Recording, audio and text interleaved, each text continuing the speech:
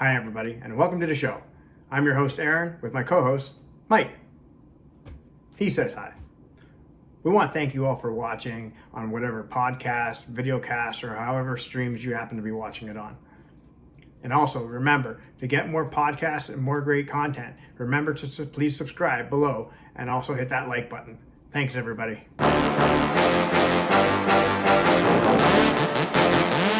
Whatever.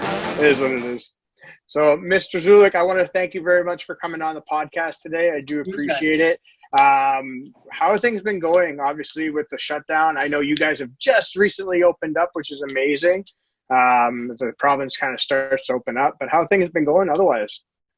Well, we just reopened, right? Like it's and if we're gonna compare to what was before, there's no comparison. Like you can't compare. It's like a different. We're talking about like two different animals, right? We have restrictions from the OJA, Muay Thai Ontario, all the arts that we teach. We have restrictions from like a public health, and but the students are coming back. They are happy that they can come and somehow they can do jiu-jitsu, right? Like it will take like a little while until it goes back to what was before, but at least they can do like a. They don't need to be at home like watching videos or training with a buddy here and a buddy there. They can come to the academy and just. I think like I'm talking to some people. At the end of the day, I think what most of the people was missing was just socializing, going back to the gym and talking to people, right? Yeah, I think agree. More of that more of that social interaction, just so they could hang out with training partners or just be there on the mats and do something different. Exactly.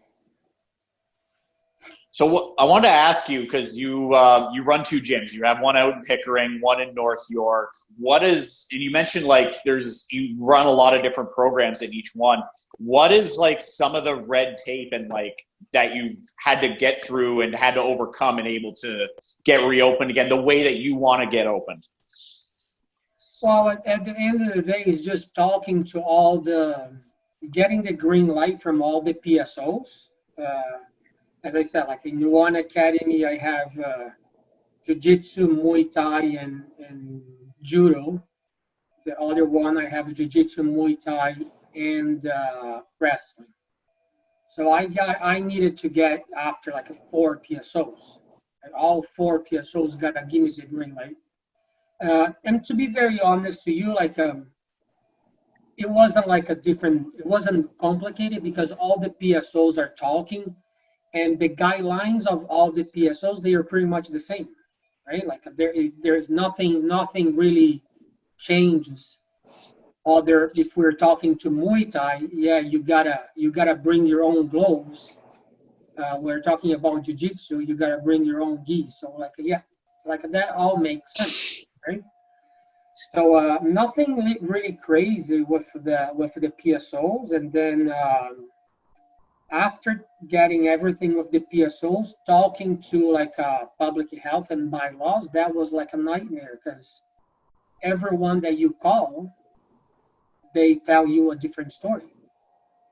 It's like I'm talking to people that they have no idea what's going on, and I'm not even trying to push my side So you get everything ready to reopen. The PSO is telling you that you can reopen, and now you call the public health, and they tell you that you cannot open. I'm like I already passed that stage of I'm not even trying to ask you if I can open or not. Like that wasn't the question, right? The questions are different. Like the questions is like how many people can I have inside my gym? Because the way that I understand it, the way that I see the rules, a gym that has like 1,000 square feet might not have the same number of a gym that has like 10,000 square feet. So like I'm asking the questions like, okay, like how do I come up with a number to my 2 gyms? Like I have the space that I have are different. So how do I come up? And now they're telling me that I cannot be open. Now you gotta step back. You gotta have a full conversation with them about how can you be open. Now you go back to the question that I had at the beginning. Okay, like now let's talk about how many people can I have? After 30 minutes explaining that you could be open, now we've got to go talk about how many people can I have in mind. And every time you call, you're going to have you get a different answer. It's just crazy. It's like nobody knows what's going on. So you talk to 5 different people and you get 5 different answers, basically. Oh, yeah. If you talk to 5 different people, you're going to have 5 different answers. Yeah. Okay. So basically no hands are talking to each other. So obviously that's really frustrating. I'm sorry, because guys. You guys are cutting and I couldn't really hear. I don't know if it was my internet or. Yeah, no, I got you now. No, I get it. That's like 100% frustrating because you can't even like have a determination like how many students can you have at one time? When can you actually open up properly? And then what are the guidelines when you have X amount of people in the place, right? So you have to keep changing your plans back and forth.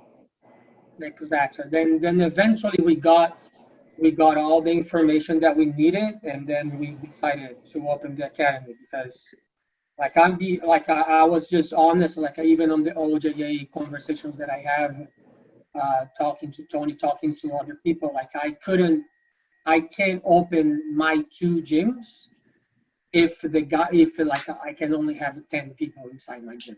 That's like it is not worth it. Like I would just stay close. It would make no business or financial sense for you to do that at that point. It makes no sense whatsoever to open, yeah.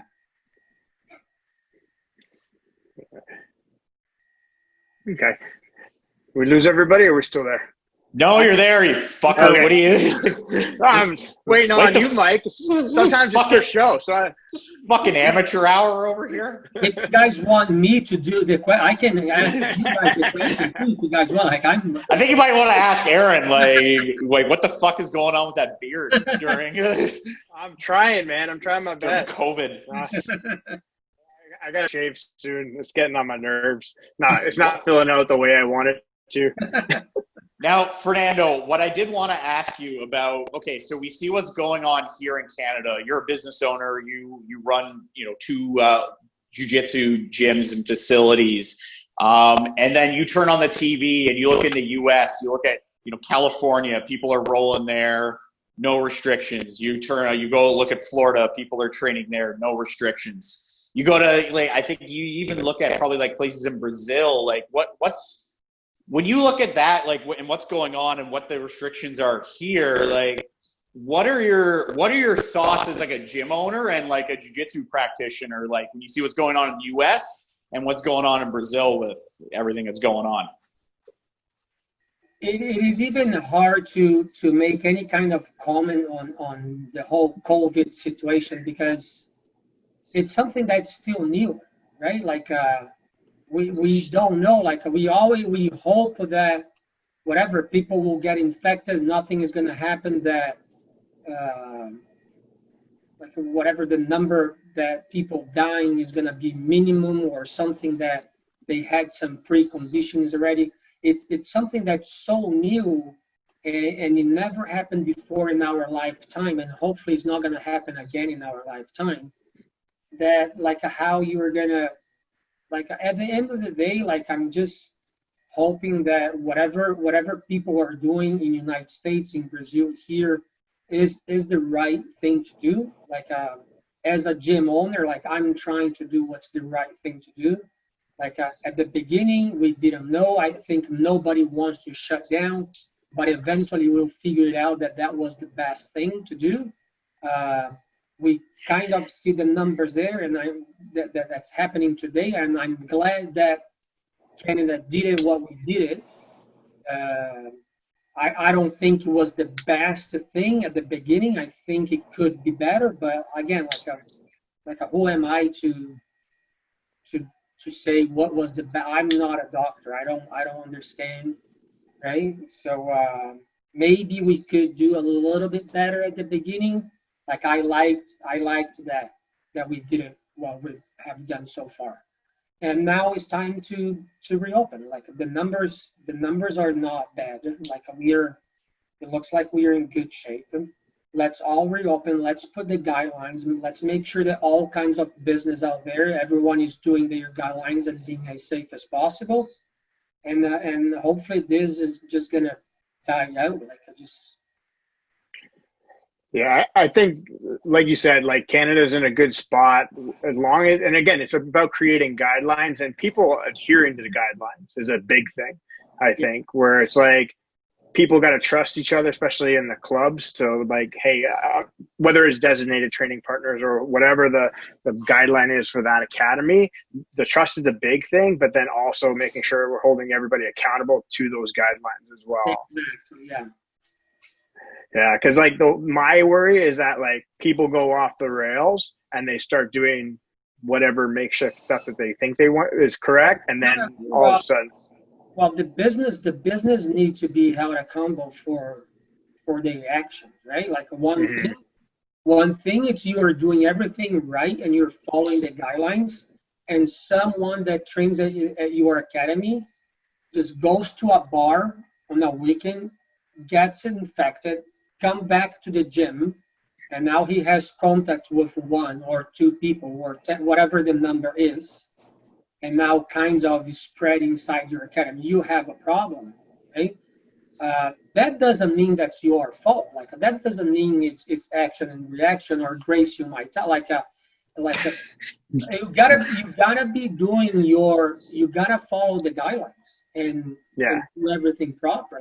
But there might be clubs that are gonna do something different. Like it is what it is. Like at the end of the day, I just hope that everyone does what's the right thing to do.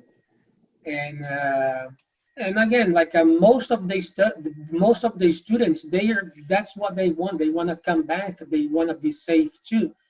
And there are the two far ends of that. Like there is the guy that it's not going to come back now until there is a vaccine or until there's no more cases, and he's going to wait another 3, 6 months, 1 year, whatever that time is. There is like 60% that wants to come back right now. And then there is those guys that don't think that the virus is a virus. I think it's just like You think it's fake news? Yeah, it's just fake news. It's not killing anyone. Like film your hospital. It's a conspiracy. Exactly, right? Like, they're killing people there. I mean, I think you have one of your students that I think believes a lot of that, right? Well, I probably have more than one. Like I have like probably like a good handful of people that they think.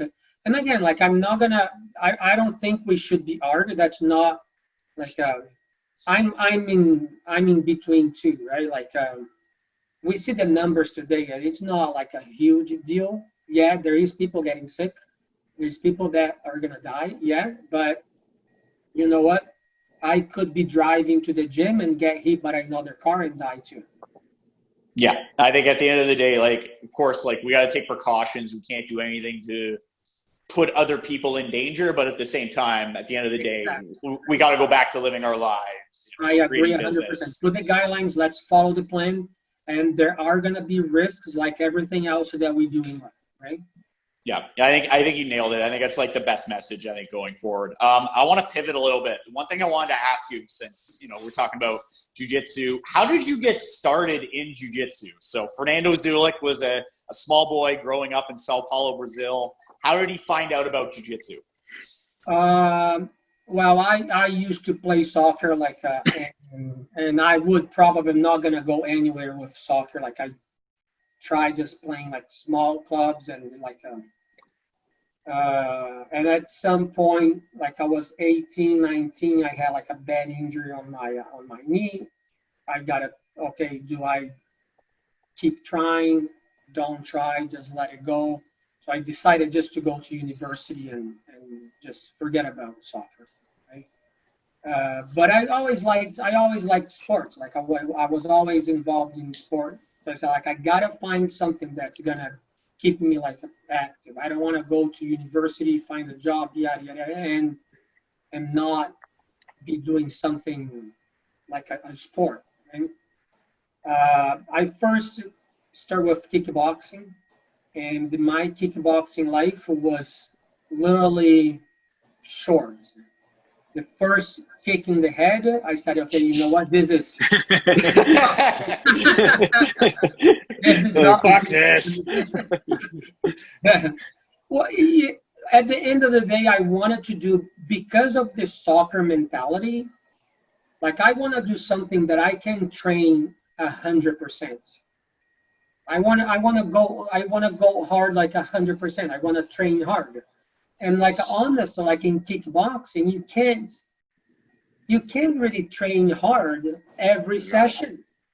Like No, you're gonna have brain damage. Like you can't do that. Exactly, right? So yeah, like a first couple sessions that we went like a full on, I said, you know what, this is gonna be a disaster, right? So and that was like for 3 months. I did kickboxing for 3 months. I stopped.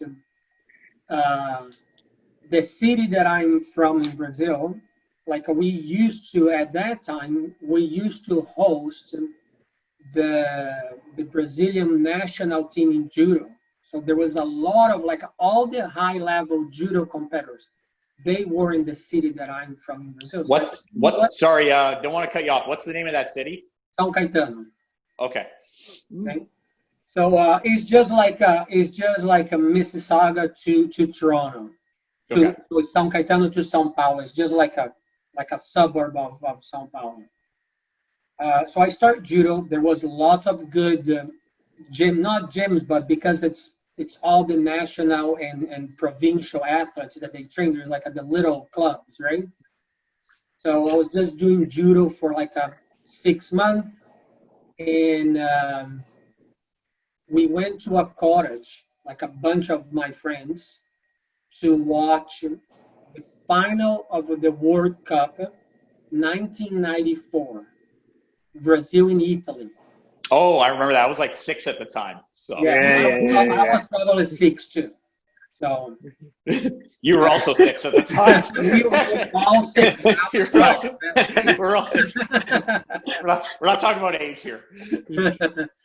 So, like, we were at this cottage, we were having fun, like a bunch of guys, like 12 or 14 guys, and I'm talking to this buddy, and I'm doing judo, yada, yada, yada, and my buddy comes to me, and like, I'm doing jiu-jitsu, I'm a blue belt, and I'm like, I'm like a gray blue belt in judo too, like, I'll toss you on your head. He's like, no, you're not tossing in my head. Like, I'll armbar you. Like, okay, so let's fight now. Let's go to the grass. So we go to the grass, and we're fighting, and he just beats the shit out of me. He puts me like in all sorts of submissions that I never imagined. I'm like, what's going on here, right? And it was at the same time as UFC 1 and 2, 93, 94, right? I wasn't really big on the UFC, but then my buddy said, I'm doing jiu-jitsu. You should watch this tape, this UFC kind of thing. Like, that's all they are doing, and they're beating up with like a judo, sambo, kickboxing, everyone. And then I'm like, let me see this, right?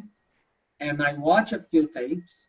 And I just call my friend. I'm like, bro, just take me to your academy. I want to forget about judo. I want to do jiu-jitsu, right? And he took me to his academy back in São Caetano. And that's how I started, like July 1994. Wow. And so when did the transition from training in Brazil to Canada happen? So I moved so I'm a software engineer. I came to Canada. I didn't come because of jiu-jitsu. I came to Canada to work as a software engineer. And I was just like teaching some nights just because I liked it. I was like at the end of the day, like I was training, and one of my best friends at that time, Jesse, he was teaching at this academy, and he was leaving this academy to go teach in another academy. And he told me, he said, you know what? why don't you go meet the owner and just teach a class a week or two? I'm like, yeah, you know what? Like, I don't mind. Like, I'll go teach him. So he hooked me up. I started teaching some classes a night, and after a couple of years there, I just decided to open my own place. Gotcha. So when Sorry, go. which place? Sorry, guys. Sorry, No, Aaron, you're cutting off Fernando. What the fuck? I didn't mean to. I was trying to figure out what academy it was you were teaching out of. Before you opened up your own place. We don't discuss that here. Oh, we don't discuss it? I have we no don't problem. No, I have no problem. I used to teach at Revolution. Oh, okay, gotcha. They had a first location in like a Thornhill area. Okay. It's like Vaughan Thornhill, like around that Oh, area. yeah. Okay, yeah. And then they Right. opened the second one just south of 401 in Don Valley Parkway, around that area. Don Valley and Lawrence kind of thing. Gotcha. No, because I'm trying to pull my memory back, because the first tournaments that I remember Fernando being involved with were the in-house Franco Bearing tournaments at U of T. Yes, That's we used to do the in-houses for the Franco Bearing team, right? So yeah, that was like a fun times. Yeah, this was a long time ago. That's like, I was white belt back then, so that's when I would have started back then. So Hey, I'm trying to figure out the timeline. Aaron, sorry, you're cutting out. Can you fix your potato Wi-Fi connection, or you need Fernando to go over there to help you out with that? Oh man. Hold on a second. This is what I have to do. This is what I have to deal with here, honestly. Yeah, like I don't know who. Like I have my two kids are here probably on Fortnite too. So everyone the internet is like a. They're probably sniping and dabbing on people right now. Absolutely. Yeah. Building. I don't get that game on. Have you played Fortnite? It's so fast. So like I get dizzy though. Just building forts. Okay, hold on a second. We hear you. You're trapped. I'm trapped? Yeah, you're trapped. Oh, there you are. Hey, you're back. Okay, all right. Hopefully that's better. Okay. You need to upgrade that CERB Wi-Fi connection that you have there. I'm sorry, buddy. I'm working on my budget. Your budget. So we're okay. We left off with so Fernando. Now, how did you get involved with? So what was your first affiliation in Brazil? Was that also Franco Bearing, or was that something that you? Was that your first affiliation that you started training with here when you got to Ontario? I used to be on my first academy in Brazil was on Yamazaki. They were the guy was a black belt under the Yamazaki in Brazil, and then he stopped teaching at that place. He went to another academy a little bit farther. And I really liked the way that he used to teach, and I went with him. But at the end of the day, it was just too far for me. It was just the other place was just way more convenient for me. So I came back, and then when I came back, it was an academy affiliated with Ryan Gracie. I stayed there for another year or so, and I started working in Brazil. The schedule wasn't really a good schedule for me. I ended up finding another academy nearby that they were a Flavio Bearing affiliated. Right? So then I was training. Oh, okay. This Flavio Bearing. So when I moved to Brazil, I was training in an academy that was a Flavio Bearing, affiliated in Brazil. So in those 2 years, probably three, I've been in 3 gyms. So the real creante, that's It's okay. You're talking to like the biggest creancier, Aaron Gall, who's Oh, what? on this pod. We've established this already. We actually had Marco Costa on a previous podcast, and we were Switch one academy. I only did it once. Had to. Like, I had no choice. It didn't make any sense. From day one, I've been the yellow triangle forever. Yeah. But the one thing I wanted to ask, so another thing I wanted to discuss with you. So you're teaching at Rev MMA, and now you're opening up action reaction. So it's a big leap. Now, what made you decide one day, you know what? I want to start my own thing. I want to start my own school. Like, where did that come from originally? To be very honest to you, like it wasn't really a plan when I was teaching at Rev, or when I was a few classes that I would teach. Like I used to, like a Marco Costa, Monkey, Justin Bruckman. They were all my partners, right? Like I was never planning on teaching or having my academy. It just happened, like it was natural. Like I was teaching at Revolution, and it was just like the direction that the gym was going, and what I believe the martial art is. Like we were going in different directions. Okay. So Can you? Sorry, go ahead.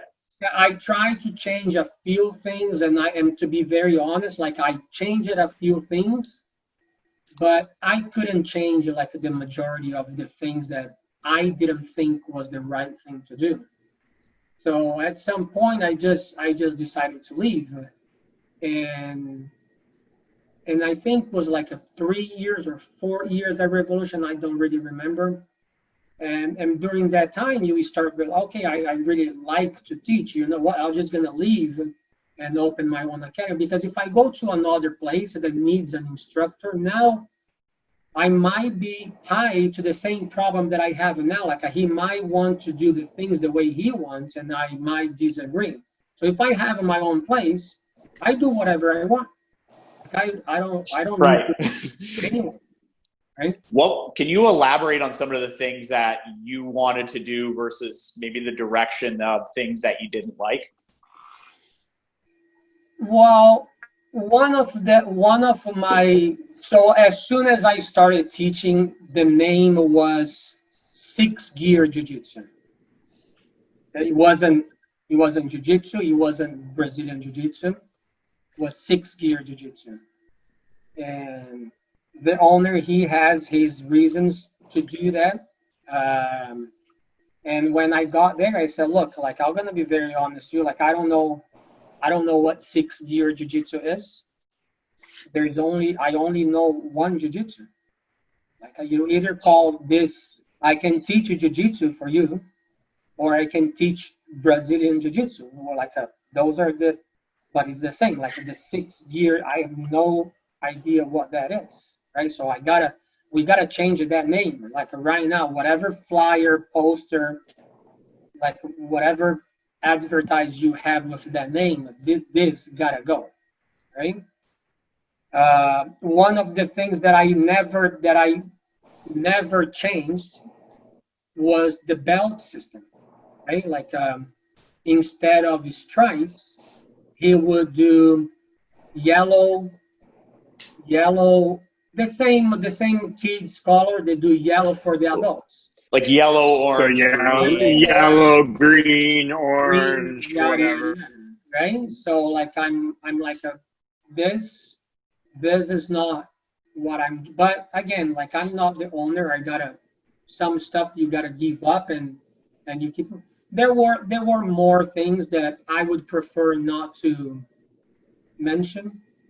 Yeah, no worries. No worries. So yeah, but at the end of the day, like the combination of a couple things, like you never leave a place because I don't like one thing. Like yeah, one thing, just suck it up, buddy. It's not a big deal, right? So yeah, there's like a couple things that I didn't like, and I decided just to leave. And and open my own place.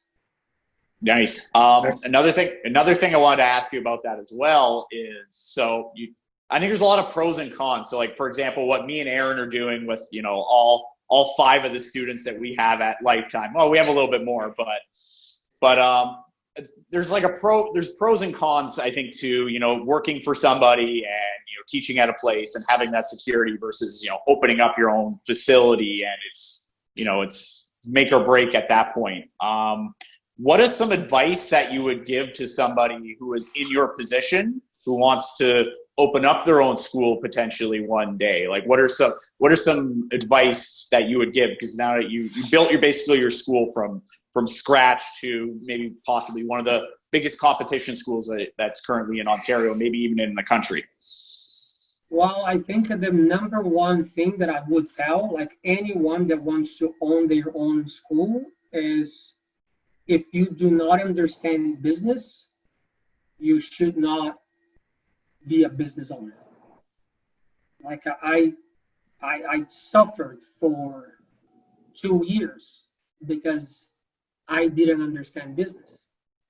I thought that knowing jiu-jitsu would be enough to have a jiu-jitsu school, and that's not the reality, right? Like, you gotta know business. So go do some business courses. There's a lot of stuff out there that's like, it's geared towards like martial arts schools or fitness school. They are all very similar, and just go learn some business first, because just knowing jiu-jitsu or whatever martial art you guys do, like, you guys are gonna suffer.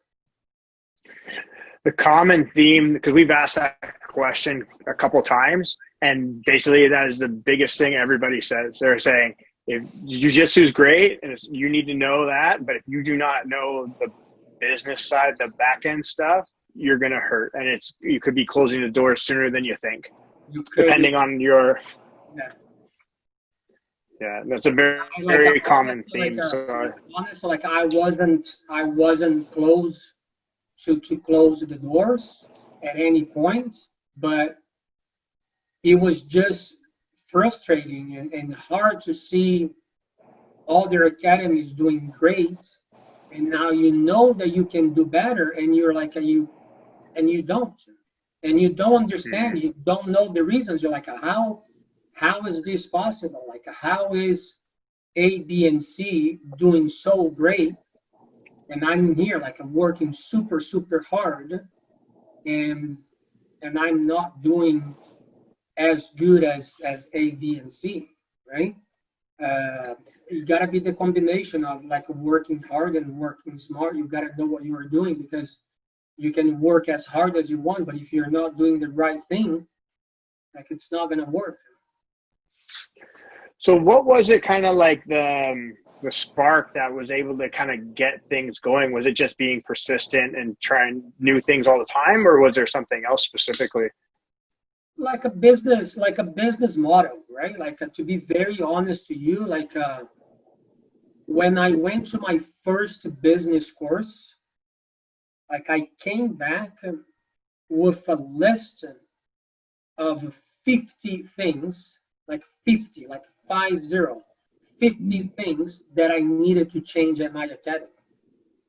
But now I'm not going to change everything at the same time, because first, every change that you do, it costs money, right? Mm-hmm. And if you change everything at the same time, you don't know if it's working or if it's not working, because I might go to a course that tells you or us to do whatever. Guys, you guys got to do this plan here. That doesn't mean that's going to work for me. It might work for me, it might not work for you. There are other things that it might not be something that I really like to do. And even though it might generate some money, it might be good, that's not just you. It does not have your personality. So I'm not going to do that. Or you would do the same thing that I'm not doing just because I don't feel like doing. I don't like that, right? So yeah, like you gotta put your head in the business, and it's not just jiu-jitsu. It's not just teaching good classes. I think that's an important point. It's not just be, hey, I'm going to win a world title and open up a school and I'm just going to get all these students. I think it's a very important message that you bring. Like there's a lot of fundamental business practices that you need to put forward as well. Yeah. I think what Briars was saying is like there was a point where like again you guys are rising, your team is growing. So like what was that evolution point? Like when did that kind of start? Where it was like okay, was it just that it was another thing on your list that you needed to change, and you're like okay, this is what we're gonna do now? Well, like I really like jiu-jitsu. Right? Like I don't have a business jiu-jitsu and work there because you make some money and it's your job. I really like I have like a passion to see jiu-jitsu. Like I go out like every year I go to Worlds in June, and of course I always have a team, but like I could have another black belt that's competing and he's coaching everyone, and I don't need it to go, but I will go just to watch jiu-jitsu and see what's going on. Like I really like jiu-jitsu to understand the game, understand the rules. When I open the academy, I wanna have the best academy.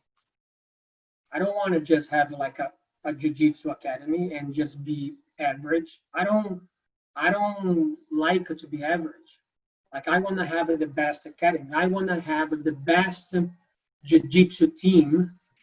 And if you want to say in the world, but I just want to have the best jiu-jitsu team that I can have. And we will see how far that's going to go. So I will do everything that I can do for the jiu-jitsu team, for action and reaction, to have the best team, whatever it takes. That's a reality. And to do that, there are things that you got to do. Like you got to be teaching good classes. You got to have like how can I say that? You gotta have like a way. Like I believe on drills. Like if your team is not drilling, and if you do not have a system in class, you are not it's not gonna the team is not gonna grow. So the two things combined, drilling the techniques and having a system, the position one goes with the position 2, position 3, position 4, and just everything connects in the system. That's how it should be, right? I don't believe that the way that I learned jiu-jitsu in the past, that's not how I teach today.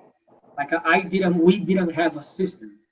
Like we would train hard, even in Brazil, we would train super hard, but there was no system. And there was no drills at that time. We would do the class, and every class would be, oh, I feel like teaching this today. Boom, I'm gonna teach you guys how you pass the guard this way. Tomorrow I'm gonna show you a sweep, then I'm gonna show you a submission. But you will end up learning all the individual pieces, but you have no system. You can't connect. So once I start studying jiu-jitsu, like I saw that you can't just feed the people like different parts because they are not connecting anything. So, absolutely. I think you basically said it. It's you can't just, okay, I'm going to show up to class, I'm going to teach a random technique. I think the days of that I think are over. I think there's a lot more structure, I think, is what you're saying. Exactly. You gotta have a structure, and you know what? And there is nothing wrong with just not having a system. Like I'm fine with that. It's not the way that I like. I'm not saying I'm right. Right? I'm just saying that's the formula that I believe is the right thing to have the best competition team. Right? And it's working. It is working so far. So like I can't complain. No, I think you're right. I think if you even look at a lot of the top guys, like Gordon Ryan, for example, like he has a system of like, he's in this position. He already automatically knows how you're going to react to that position and how he's going to attack off of each reaction. Exactly. It's the action and then the reaction. Yeah, like I have heard that somewhere, you know what I mean? Like it's so yeah, like if you gotta have a system, guys. Otherwise, it doesn't. Honest, like for me, it doesn't make any sense. Yeah, I think it goes. Go ahead, Aaron. I think it goes back to the evolution, right? Like the evolution of how you teach and how you learned and how you're going to make it grow more, right? So get that system going, and how do people learn faster, and how do you get more successful quicker? Yeah, it does. Yeah, it makes more sense. It makes lots of sense there. Like at the end of the day, like I probably wasn't teaching classes the way I teach today when I first started, right? And you start studying and getting better, and it takes time. Like I probably made all the mistakes teaching classes that you guys can imagine. Like I probably made them all, right? So and there's nothing wrong too. Like there are the days that you come to class and you're planning to do something on that system is the sequence. But like there is the day that you're gonna get to class and you're gonna say, you know what, guys, like man, get your partner, let's just roll for 2 hours. Like there's nothing wrong with that, right? But just don't start feeding the techniques just like all over the place, because that doesn't make any sense. You need a combination of drilling and pohada. Absolutely, yep. Sorry, go ahead. Then if you get to a point that you have that many students, that you have classes for white belts, you have classes that they are just drills, you have the class that you show your systems, right? The advanced classes, right? So that would be the ideal scenario. But sometimes it's hard when you're beginning, like when you're smaller gym and you're beginning now. On that first class, like you only have a few classes per week, and now you have a group of white belts, a group of color belts that they are recreational people, and a group of guys that they want to compete. So now how you're going to structure a class when you have three groups of people in class that they are totally different and they need different like instructions. Like it is hard. So I have a question. So obviously you run probably one of the most prestigious tournaments in Ontario and probably Canada, as we discussed before. But why on earth would you keep hiring an insufficient referee like Michael Briers, who always screws stuff up? Because I know what I'm doing, and if they hired Aaron, it would probably be an even bigger disaster. That's if I hire Aaron to put on that area, I don't think that area will ever end. But no, Briers being a referee for a long time. You know what I mean? Like everyone, like every referee, like we all do mistakes, right? When I run the Ontario Open, like I run 14 areas. So now I gotta have 28 referees.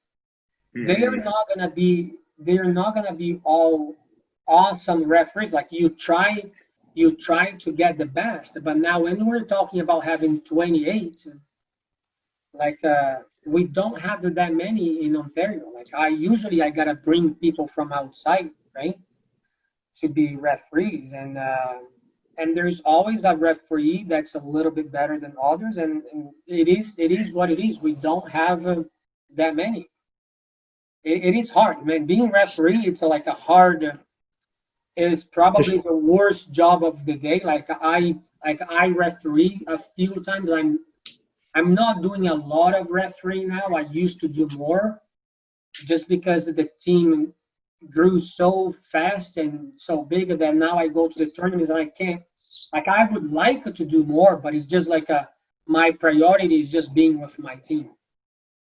Absolutely. No, 100%. Sorry, but basically what Fernando's saying is he hires me because he's absolutely desperate and he needs that 28th referee slot being filled. well, shit. Let's just see what Pretty Mike much Myers like is doing this week. You see the Ontario Open list of referees, Mike Bryer is the number 28. So like literally like the last one in that. I'm actually number like 67, but you called like about 30, 35 people before. And they're just like, nah, man, I'm sorry. And I'm like, fuck, just call Mike then.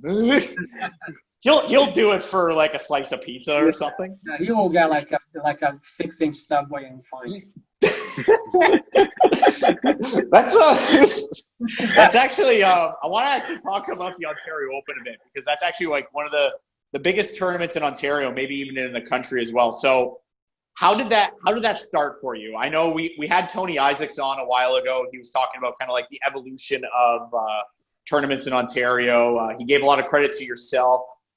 He gave a lot of credit to George Burrito and a lot of other people in Ontario that helped to kind of, I guess you could say, modernize the jiu-jitsu scene here. Because before it was kind of just, hey, you show up, you pay money, you weigh in at 8 a.m., you fight at midnight. It was brutal before. Like it was really brutal. Like so before doing the first Ontario Open in 2009,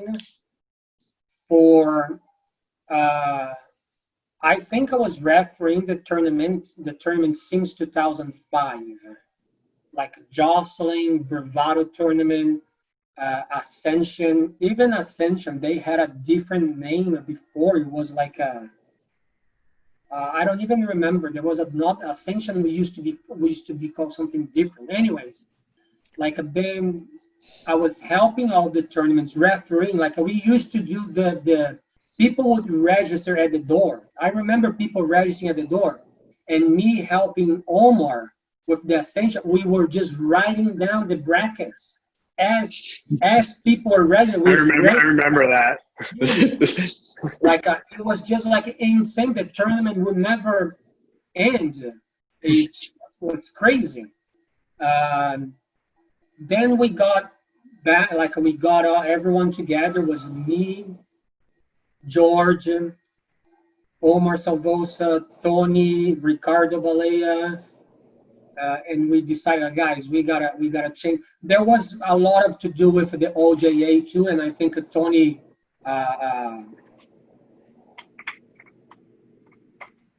Fernando's frozen. Hello, are you alive? It was at the same time we all got together and said, guys, like at the tournaments, it needs to get better. Like how we're gonna do that. If we do everything at one time in the first tournament, people are going to freak out because there's so many things to change. That how do we? And then we came up with a plan that slowly we put things in, and it looks like Omar tournament, the first tournament of that year, 2009. He was the first one that we did like a pre-registration.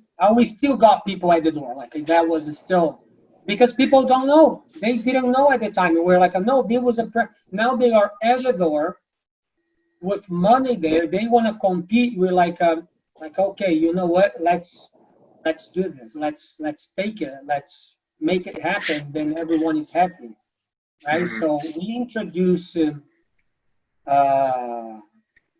pre-registration at Omar's tournament. Then George came with the second tournament of the year, and that one, if I'm not mistaken, that was just pre. And you guys know how George is. Like he's like you gotta follow the rule, or you. Yeah. So he put pre-registration open. That was it. There's nobody. Don't even try to sign up at the door because this is not going to happen. Pre-register or go fuck yourself. And George experience that he brought from Brazil of helping the Brazilian IBJJF, right? Like I was looking already. Like I was going to the IBJJF tournaments, and I had an idea of of what I was gonna do, right? And then I think we all combined as a group. We had like everyone should be like taking the credits for what happened with the tournament. Like if I was doing everything alone, I don't think that would happen what we have today. If it was just George or just Tony or just Omar, I think the combination of everyone together was perfect. So how did like they- pretty much like after 4 or 5 years helping at all the tournaments, I was doing the brackets before the tournament, running with the brackets back and forth, helping people and being referee and doing everything at the time. But then one day I say, Tony, I wanna do my tournament too, right? And that was like a 2009 when I first ran the Ontario Open. And that was very influenced by what you mentioned, like the IBJJF, like a lot of tournaments that you watched in Brazil. Well, tournaments that I watch and seeing the guys running the tournaments local too, right? Like I'm seeing everything that I don't like, and how can I change to make like a better tournament? But instead, change it for my tournament. We all sat as a group and I said, let's make all the tournaments better. It can't just be my tournament. It doesn't make any sense. Like we all get better as a group, or otherwise it doesn't make sense. So the last one that just happened, so 2018, when we went to Oshawa, that was the first time you really had the big arena style tournament. Last year, 2019, right? So this year. Okay, sorry, yeah. So last year, 2019, was the year that we moved into a big, like a hockey arena. We used to do at the Brampton Soccer Center. Yeah. Then 2018, we had the Brampton Soccer Center. I think the International Center. I think International, yeah, it was international, yeah. Yeah, but that was the year that the Brampton Soccer Center. Can you guys hear me? Yep. Everything got frozen. Okay, so 2018, we supposed to be at the Brampton Soccer Center, and they double booked us. So now, 3 or 4 months before the event, I get an email saying that if I could do the week before or the week after. I'm like, no, I can't. And then now I'm 3 months. The registration is already open. And I'm 3 months before the tournament, and I don't have a place to go. So I don't have a venue. So we found the International Center. Place was huge, but honestly, it is not a place that's for like an event like ours. So it was probably one of the worst shows I have done. We had lots of complaints. We fixed everything, and I decided, you know what? For next year, I'm gonna go really, really. I'm gonna go massive. I gotta do something that was never done before in Canada. And I went out of my way. We got the Oshawa Center, like the GM Center there, and it probably was the best event we ever done. It was just awesome. I remember that. It was awesome. And I want to ask you, worst city, Oshawa or Brampton? Before everybody starts jumping on me for ripping on Brampton, I'm also from Brampton. Yeah. Unfortunately. I can't really say anything. Like I'm not from anyone. To Oshawa, when is the tournament or when I go visit my buddy Justin Bruckman, and Brampton, I barely go to Brampton. Nobody goes to Brampton unless they actually need to. Yeah. So probably that's the first one. It's funny because I've been hating on Brampton lately because in Peel, so it's like when they have the COVID cases come out and all that kind of jazz. So it's like we couldn't move into stage 2 because of Brampton. And Brampton always had higher cases than fucking Peel. It was like Peel has 6, but Brampton has 2. Brampton has all of them. 5. It was like, what the fuck? Brampton, can you get your shit together so me and Aaron can go back to work, please? Yep. For the love of God. Now, now everything moved to stage 2, right? So everything is in stage 2 now? Everything is stage 2. Yeah, yeah. correct. But now, apparently, tomorrow the government's going to announce plans for stage 3. Stage 3 tomorrow, yeah. Yeah, but it's going to be like regional, most likely. Maybe regional, yeah. Brampton will have its own stage. It'll go back to stage 0. Yeah, so GTA will probably be like, yeah, most likely. But GTA, I said GTA will be in stage 3. Brampton will be in stage 0. Yeah, we'll step it back. COVID actually improved the entire city. Now, I want to change gears here. Now, your current affiliation is with Cicero Costa. How did that relationship come to be, and when was the first time you visited probably one of the biggest kept secrets in Brazil? Well, it was again part of getting my academy better, right? Like I was just trying to find a way on how can I improve my competition team. Like what can I do to improve my competition team? And that's when I came up with the idea of just going to Brazil. And it wasn't at the beginning. I wasn't really thinking on an affiliation or something. It happened like natural. Like I was just thinking, okay, how can I get some people to bring here and help me, like a competitors wise? How can I get them here to help me with the classes? And I was like, I had everything ready. Everything was good to go with Alliance, one of a big name from Alliance, and me and him, we were done already in terms of like how it's gonna work, how long you are gonna stay here. And he just told me, okay, now that we are all good, you gotta go talk to Fábio Gurgel, because he's just gonna tell you, yeah, he's good to go, or whatever he's gonna tell.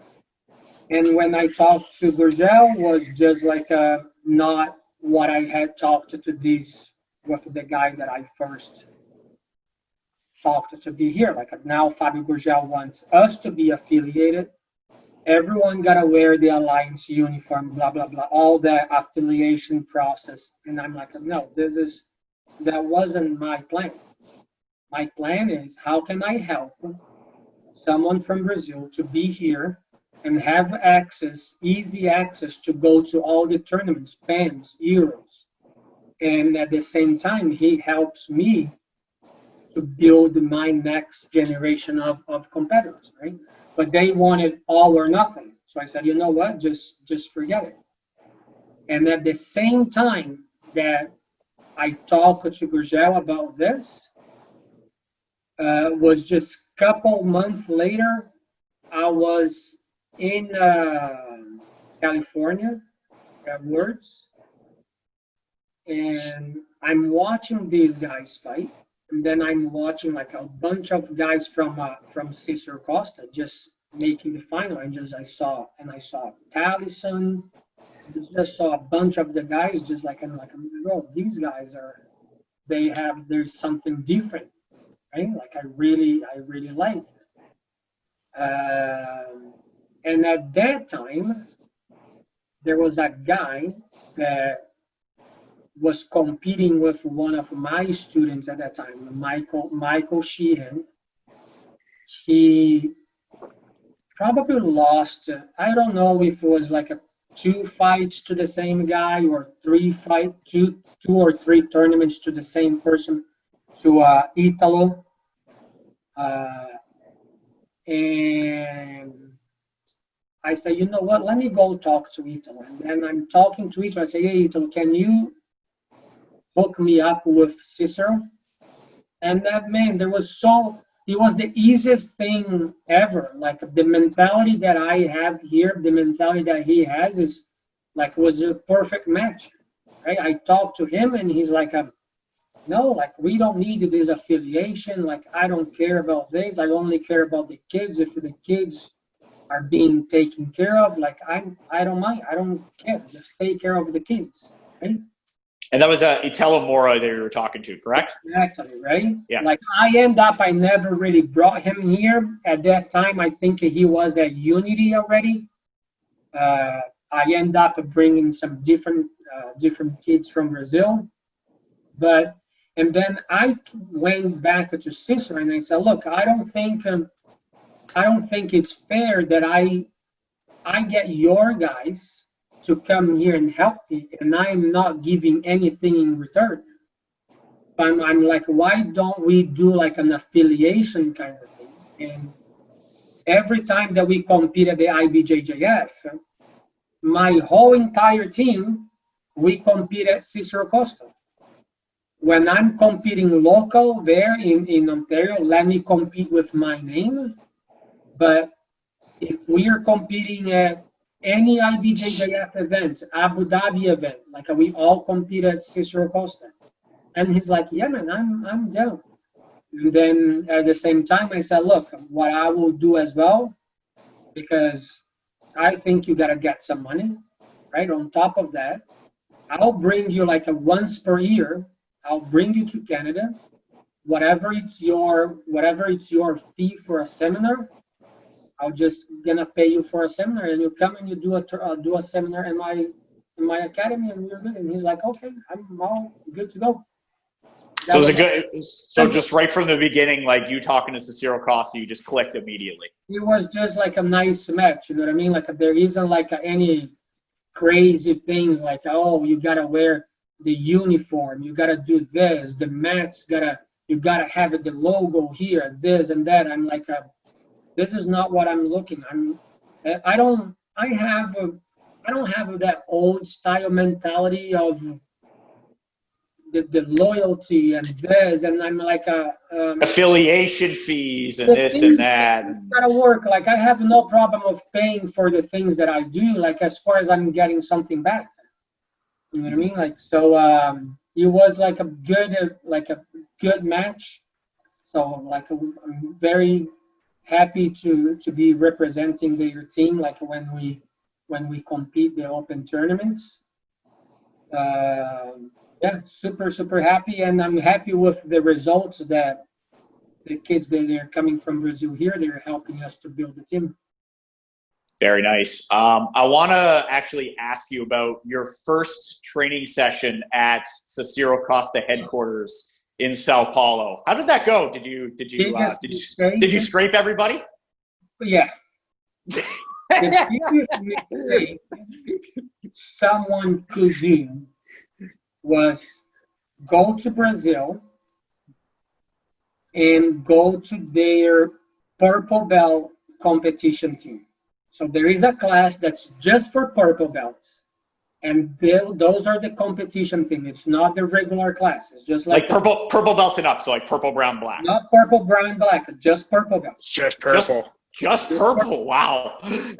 So I get there and I want to go train right away. I'm like, bro, I'm not waiting until the brown and black. I want to do this class now. I thought it was going to be a little bit easier. I'm like, I'm not going to go to the brown and black belt because those guys are going to kill me.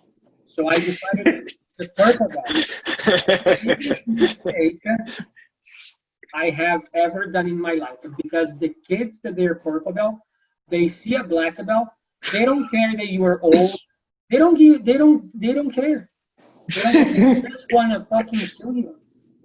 All they want to see is like how many times and how fast can I tap these guys.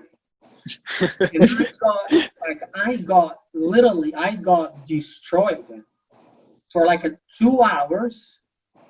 There is only one kid that was like a light feather purple belt. The kid was literally like 135 pounds. He's like the size of your leg. Pretty much.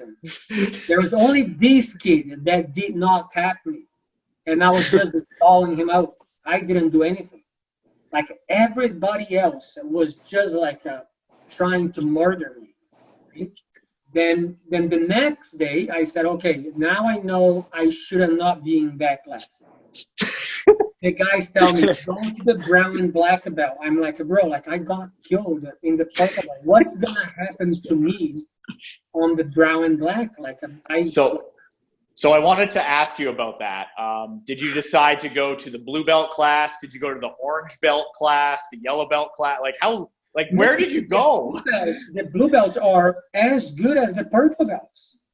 Yeah. They're as good as the so the best thing was to go to the brown and black because they know that you are older and they are not gonna rush you. They're a lot of them. They're all black belt. They have nothing to win tapping another black belt. But the purple belts, they have everything to win tapping the black belt. Like that's all they always dream, right? They just see a black belt, they're like, eh. Yeah, they people are fascinating. I was in class and I look to the side and people are like, oh, I'm next with you. I'm like, buddy, I have like 30 people next already. Like I have a lineup. I'm like, what's going on? You've never been here. Why is everyone wants to follow? Like I don't like. I'm just like a guy. Piece of meat. You're just a piece of meat there. Like I was like, oh my god. And then at the end of the class, I figured out that's what they want, right? They just want to fucking a black belt. They want to tap a black belt. They don't care. I think you would probably agree in your evolution of a competition team. This is making that move and having that, I guess you could say it's a partnership with Zero Cross. That's probably been the biggest thing for your competition team, though, correct? It did help. Honestly, I can't say that was just that. Since we opened Action and Reaction, we were a club that we started from scratch, right? So there are still lots of big teams in Ontario, Toronto BJJ, Gracie Maita, Team Renzo, Ascension, Body of 4. There are a lot, Gracie Baja, BTT. There are lots of big teams out there, and they are there even before. I think out of all those teams, I'm a new guy. We are the newest academy out of all the other academies in Ontario, right? So it's not that really that definitely helped a lot. But again, it was what we talked before. You gotta have a system. The way that I believe is drills and systems. That combination, and then of course now I'm bringing some guys that they are killers, and they are just pushing those guys. At the end of the day, there is only that much that I can push my guys to get better in rolling. I don't have the body I'm 48, right? So there is only that much that I can do to push a high level athlete in training. I could push him with the mentality of the drills, of the system, everything else, but I can beat that guy up. That's the reality. If a guy wants to be a purple belt world champion, he needs to just destroy me. He's gotta be destroying me in a training session. Otherwise, this guy's not gonna be a purple belt world champion. Mm-hmm. That's a brown belt should be doing whatever he wants to do with me. That's the reality. I don't have the strength. I don't have the flexibility, right? It is tough. I push. I train as hard as I can. I try my best, but it's a different level being 48 versus somebody who's 18, 19 years old. Who just all they do is train. And let's be honest. I could be taking advantage of substances, and the only thing eat is just like a coffee and donuts. So and burrito boys. And Burrito boys. yes. Burritos are the big ones. Yeah. So yeah, I like the competition thing. Like I really have like a good time spending time with them, training, going to the tournament. Something that I really have fun. Amazing. So especially as you kind of look, obviously the clubs are starting to slowly open up. Kind of like, what's the kind of future that you've kind of set out for yourself, and especially for like action reaction moving forward?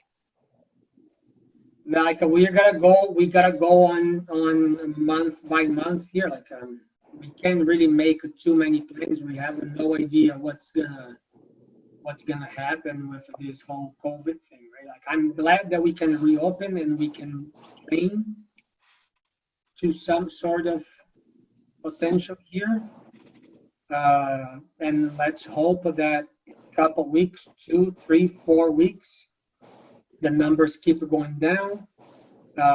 They lift some restrictions, and now we can have more people just pairing up, having more like a bigger groups until the point that we can train the way we were training before, right? But it is really hard to make any sort of plan. Like we don't even know when we're gonna have the next competition. So like how like if there isn't like a plan for the competition team if there is no competition. So, exactly. You got to take it one step at a time because you don't know what's going to be happening 1 month from now, 3 months from now, 6 months from now. Take this month and let's train. We're open and we're training a little bit. Let's go. Let's do this month. Then next month, let's see what the restrictions will be and go on a month by month. Next. One more thing I wanted to ask as our last question this evening. The last time Aaron went to your gym at Action Reaction, you ducked him training and you didn't want to roll with him because you didn't want that smoke. And I think, hold on. I think he used the word, you're going to have to translate this for me. I think he called you a pusatonji. Can you translate what that means in Portuguese to English for our viewers at home and I'm trying Brazil? to remember when the last time I went there.